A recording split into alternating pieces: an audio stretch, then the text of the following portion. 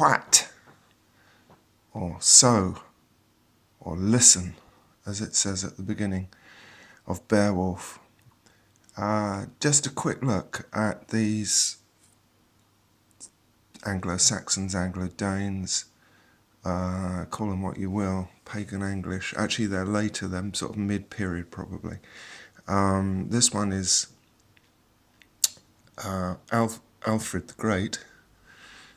This is a Viking, the Viking that footsaw giving away the beginning of their Viking range. They're not finished, they're all of them in process, and it's been a while since I've shown any, so I just thought I'd show them in process.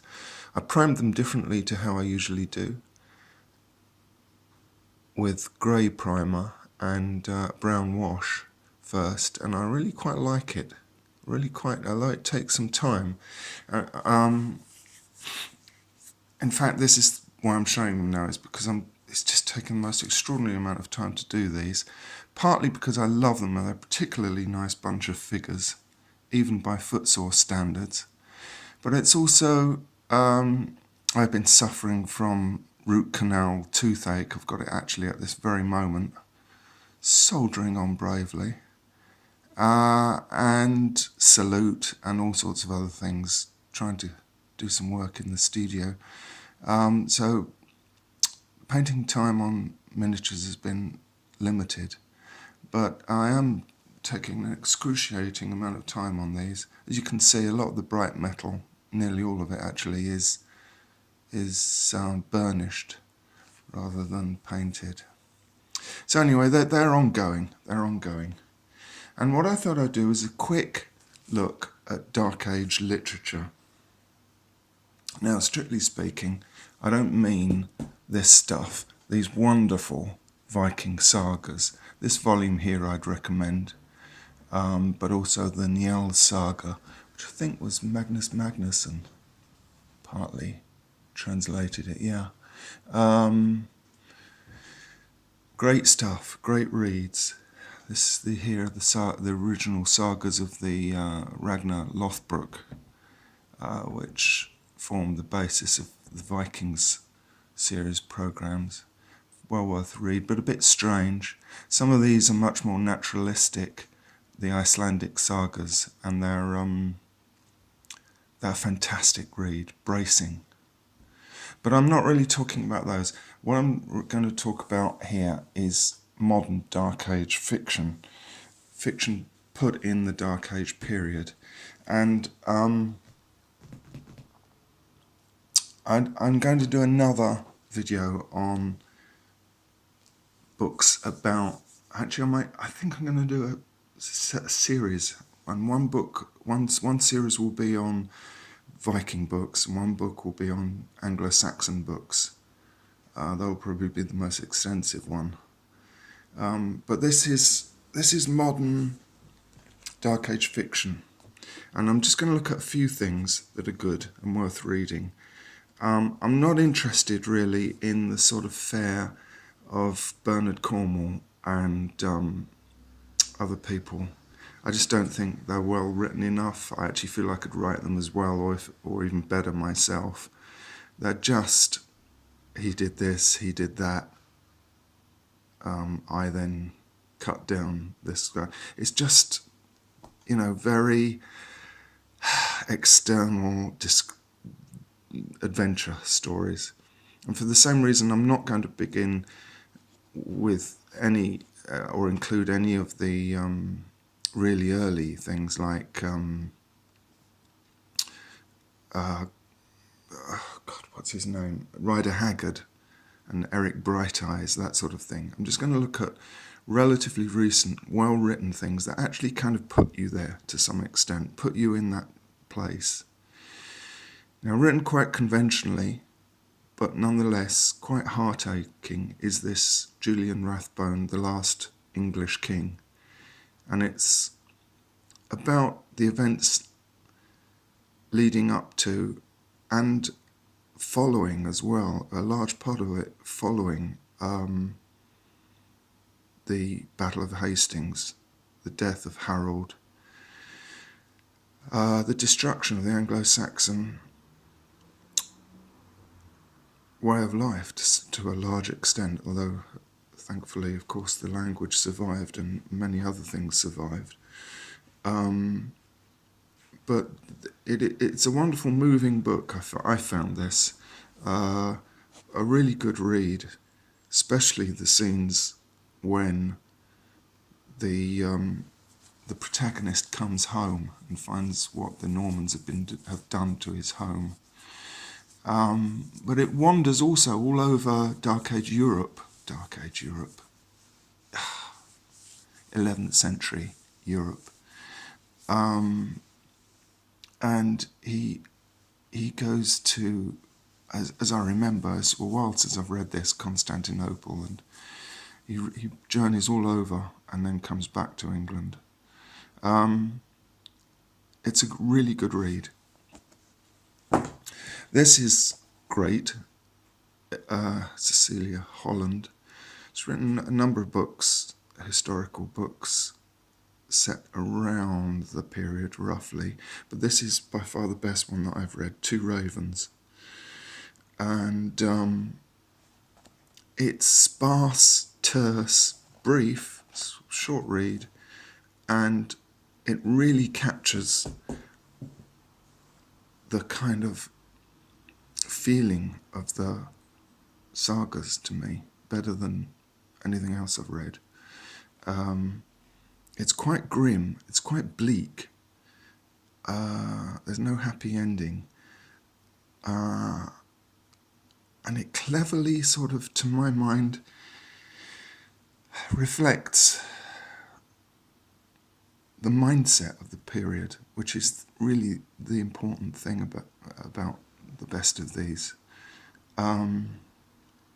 Something about it gets that woven quality,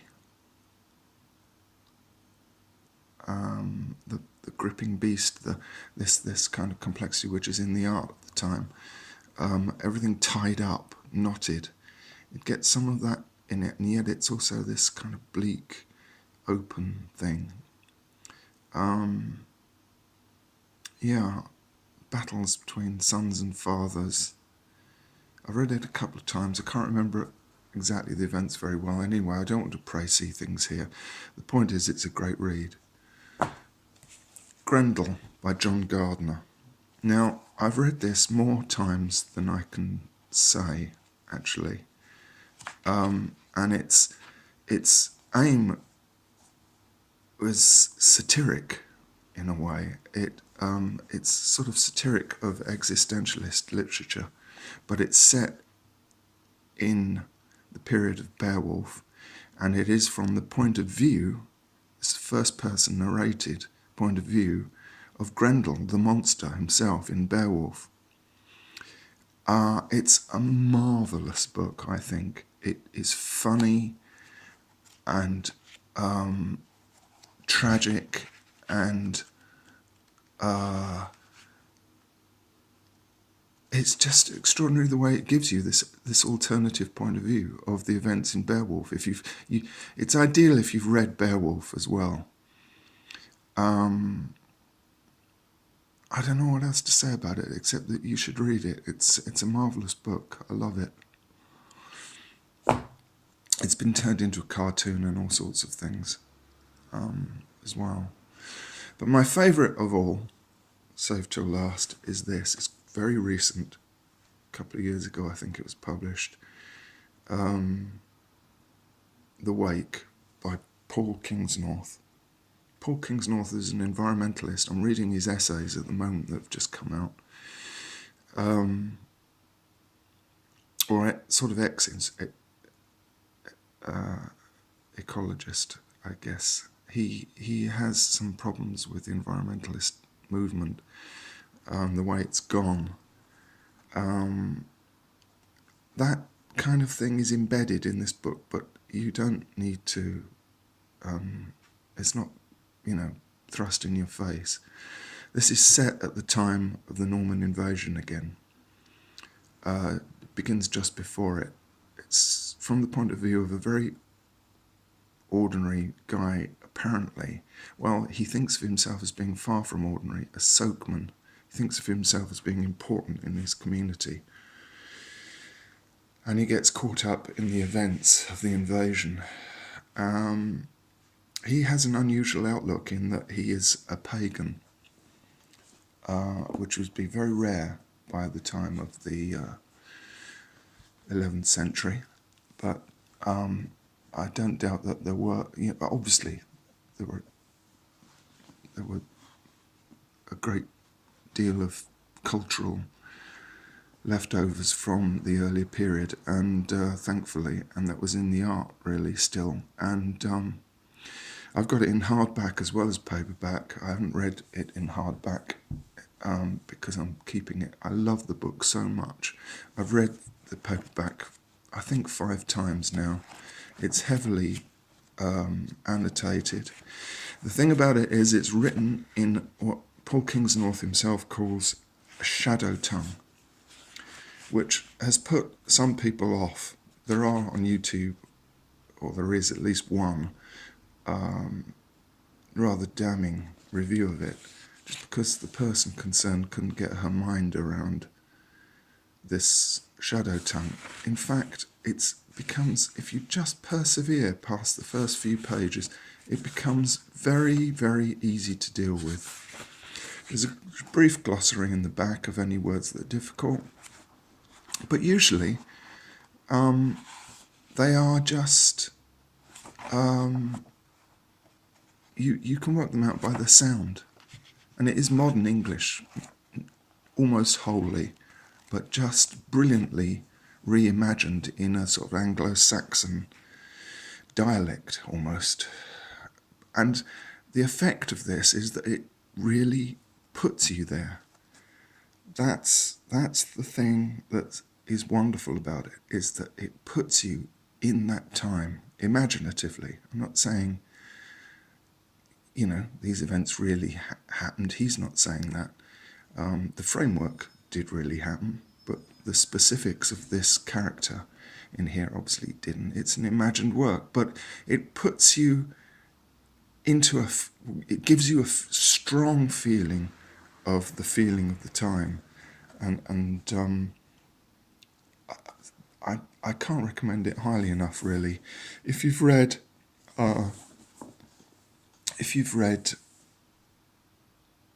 Ridley Walker by Russell Hoban, you'll have, and enjoyed it, you'll find this easy to approach again. It's odd, every time that I've picked it up since, I'm straight in there, and I have no problem with language whatsoever. You've just got a little bit of perseverance to begin with. I've got an MP3 version of this, which is available, by the way, as well, but I haven't got the damn thing to work yet. So anyway, that is really my favourite of all, and then these as well, all a good read. Anyway, I hope that's of interest. Please like and subscribe. I will be doing another miniatures update, I hope, before too long. And thanks for watching. Cheers.